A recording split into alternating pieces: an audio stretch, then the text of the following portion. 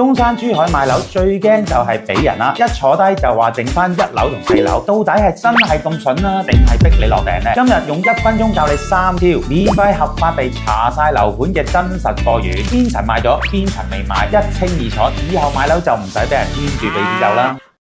第一步，直接打開你所屬地方嘅住建局官網。好似如果你珠海嘅，你就搜珠海住建局官方網站最可靠，千祈唔好相信第三方嘅網站啊。第二步，入到官網之後就揾商品房預售信息公示或者房源備案公示。每個城市嘅叫法有少少分別，珠海就係入房地產市場管理，再揾到商品房預售專網，咁就睇到啦。第三步最關鍵嘅就一定要輸入樓盤嘅備案名，而唔係銷售部嘅推廣名。如果唔清楚，其實可以上網查翻。輸入之後一擊入去，你就會睇到樓盤嘅樓盤表同埋銷控表，邊間賣咗邊間未賣，一目了然。可以見到個銷控表有唔同嘅顏色，究竟啲顏色係代表啲咩意思呢？我一次過話你知，綠色代表可售，灰色代表唔可以賣，紅色代表查封，呢個最危險，代表開發商有債務嘅風險，呢啲盤千祈唔好掂。黃棕色就係代表抵押，呢個就唔使太擔心，因為一般開發商都會問銀行借錢開發，銀行已經同意銷售，正常流程，律師會幫你解押，